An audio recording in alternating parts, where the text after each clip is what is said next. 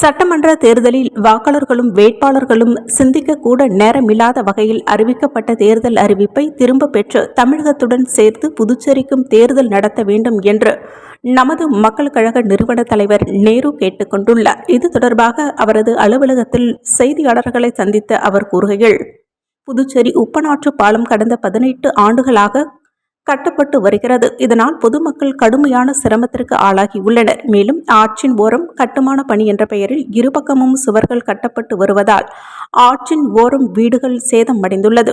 மேலும் இவர்களுக்கு பாதிப்புகளை பொறுத்து நிவாரண உதவிகளும் வழங்க வேண்டும் என்று கேட்டுக்கொண்ட அவர், தொகுதியில் பல வருடங்களாக இந்த பணி நடைபெற்று வருவதால் தனக்கு தொகுதியில் அவப்பெயரை ஏற்படுத்தும் நோக்கில் அரசின் செயல்பாடு உள்ளதாக அவர் குற்றம் சாட்டினார். மேலும் 28 கோடியில் டெண்டர் விடப்பட்டு தொடங்கப்பட்ட பாலம் கட்டுமான பணி தற்போது 100 கோடி ரூபாய் வரை சென்றுள்ளதாக கூறப்படுகிறது. இதனால் அரசிற்கு வருமான இழப்பு ஏற்பட்டுள்ளது. மேலும் இதில் மிகப்பெரிய ஊழல் முறைகேடுகளும் நடந்துள்ளதாக தெரிவித்த அவர், இது சம்பந்தமாக நீதிமன்றத்தில் வழக்கு தொடுக்க உள்ளதாகவும் குறிப்பிட்டார். மேலும் சட்டமன்ற தேர்தல் தேதி அவசர கதியில் அறிவிக்கப்பட்டுள்ளது. வாக்காளர்களுக்கு வாக்களிக்கவும் வேட்பாளர்களுக்கு போட்டியிடுவது குறித்து சிந்திக்கவும் கொஞ்சம் கூட நேரம் தராமல் அவசர கதியில் தேர்தல் தேதி அறிவிக்கப்பட்டுள்ளது. எனவே இதனை ரத்து செய்துவிட்டு தமிழகத்துடன் சேர்த்து புதுச்சேரிக்கும் தேர்தல் நடத்த வேண்டும் என்று சட்டமன்ற உறுப்பினர் நேரு கோரிக்கை விடுத்துள்ளார். தமிழக வெற்றி கழகத்தில் சேர்ந்து ஒரு சில தொகுதிகளில் வருகின்ற சட்டமன்ற தேர்தலில் களம் காண உள்ளதாக தெரிவித்த சட்டமன்ற உறுப்பினர் நேரு, தொடர்ந்து மக்கள் பணி மீதும் மாநில வளர்ச்சி மீதும் அக்கறை செலுத்தி தேர்தல் பணிகளை அதற்கு தகுந்தாற்போல் முன்னெடுப்போம் என்று உறுதியளித்தார். இதுக்குண்டான பணியை தொடங்கினாக்கா மக்களுக்கு போக்குவரத்து சிரமம் இல்லாமல் இருப்பாங்கன்றது என்னுடைய கோரிக்கை அரசுக்கு வைக்கிறன்றது உங்கள் வாயிலாக தெரிவித்துக் கொள்கிறேன். ரெண்டாவது பார்த்தீங்கன்னாக்கா, இந்த தேர்தல் அறிவிச்சுக்கிறாங்க. இந்த தேர்தலில் சாமானியர்கள் எலெக்ஷனை சந்திக்க முடியாது. என்ன மாதிரி ஒரு சட்டமன்ற உறுப்பினராக நான் இருக்கிறேன், சுயேட்சை சட்டமன்ற உறுப்பினராக இருக்கிறேன். என்ன மாதிரி ஒரு 6 பேர் போன வாட்டி சுயேட்சை சட்டமன்ற உறுப்பினர் தேர்தல். இதெல்லாம் தேர்தலுக்கு உண்டான அவகாசம் இருந்தது. ஒரு கட்சி சீட்டு கொடுக்கறதுனாலும் சரி, ஒரு வேட்பாளர் ஒரு கட்சியில அவங்க இருந்துட்டு அடுத்த கட்சியில அவங்களுக்கு வாய்ப்பு அடுத்த கட்சியில வாய்ப்பு கொடுக்கலாம், அவங்க மாற்று ஏற்பாடு பண்றதுக்கு கூட இந்த தேர்தல் வாய்ப்பு இல்லாத ஒரு சூழ்நிலை இருக்குது. அப்படிப்பட்ட இடத்துல அதே நேரத்தில் நாமினேஷன் பண்றதுக்கு ஒரு தேர்தல் அறிவிச்சு ஒரு 12 மணி நேரம் கூட கால அவகாசம் இல்லை. மறுநாளே நாமினேஷன் பண்ணணும்னு சொல்லிட்டு ஈவினிங் அறிவிக்கிறாங்க, மறுநாள் காலையில நாமினேஷன் ஓபன் பண்ணி வச்சுக்கிறாங்க. அப்படிப்பட்ட இடத்துல பார்த்தீங்கன்னா 2 நாளா யாரும் நாமினேஷன் பண்ணல. நேற்று ஏதோ அவசர கூடத்தில் யாரோ சில பேர் பண்ணிக்கிறாங்க. அதுக்கு இடையில இன்னைக்கு பார்த்தீங்கன்னா, இன்னைக்கு நல்ல நாள் கிடையாது, நாளைக்கு லீவு, நாளைக்கு லீவு வருதுன்னு நினைக்கிறேன். தொடர்ந்து 3 நாள் லீவு.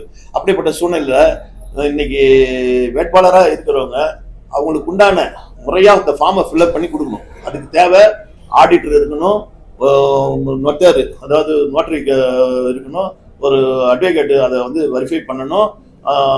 இதெல்லாம் அதாவது நிறைய ப்ராசஸ், என்ஓசி வாங்கணும், எல்லா துறையிலையும் என்ஓசி வாங்கணும், நோ டியூஸ் வாங்கணும். நாங்கள் சட்டமன்ற உறுப்பினராக இருக்கிறவங்க டெல்லி, மாகே, யானம், காரைக்கால் இப்படி போய் ஏதாவது தங்கினா அங்கே ஏதாவது வரி பாக்கி இருக்குதுனாலும் அதை கட்டிட்டு தான் நம்ம நோட்டீஸ் வாங்கணும். இதெல்லாம் காலக்கெடு இருந்தால் தான் செய்ய முடியும். இப்படிப்பட்ட சூழ்நிலையில் இந்த தேர்தலை இவ்வளோ அவசர கதியில் நடத்தின்னு எதுக்கு பண்ணிக்கிறாங்க? அதே நேரத்தில் பார்த்தீங்கன்னா, இன்னைக்கு தமிழ்நாட்டில் இருக்கிற பிரதான கட்சிகள் இன்னைக்கு அங்கே வேற ஒரு, அதாவது புதுச்சேரின்றது பூலோக ரீதியா தமிழ்நாடு புதுச்சேரியும் ஒருங்கிணைந்த பிணைந்த பகுதி. அதே நேரத்தில் பார்த்தீங்கன்னாக்கா மொழி வாரியாகவும் ஒரே பகுதி. அப்படி இருக்கிற காலங்காலமாக 30 ஆண்டுகளுக்கு காலமா ஒரே தேதியில தான் இந்த தேர்தலாம் நடந்தது. ஆனால் இந்த தேர்தல் மட்டும் ஏன் இப்படி பண்ணிக்கிறாங்கன்றது யாருக்குமே புரிய வரல. பிரதான கட்சிகளே இன்னைக்கு கூட்டணி முடிவாவில் அவங்க வேட்பாளர் அறிவிக்க முடியல. இப்படிப்பட்ட சூழ்நிலை இந்த தேர்தல் எப்படி முறையாக நடத்த போறாங்க தேர்தல் துறைன்றது வேப்பா இருக்குது. இதெல்லாம் அதாவது ஒரு வாக்காளர் பிரச்சாரம் முடிஞ்ச பிறகு யாரெல்லாம் நம்மளை சிந்திக்கிறதுக்கு ஒரு வாய்ப்பு கொடுக்குறாங்க.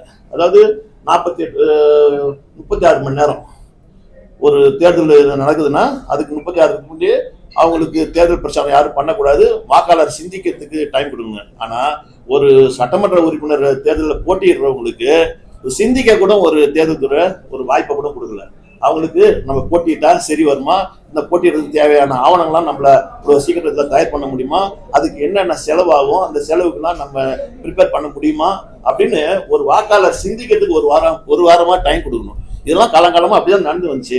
இன்னைக்கு நடக்கிற இந்த தேர்தல் வந்து எப்படி பண்ண, அதனால பல கட்சிகள் புறக்கணிக்கிற இடத்துல கூட இருக்கிறாங்கன்றது எனக்கு தெரிய வருது. அதனால இந்த தேர்தலை மறுபரிசீலனை பண்ணி தமிழ்நாட்டு கூட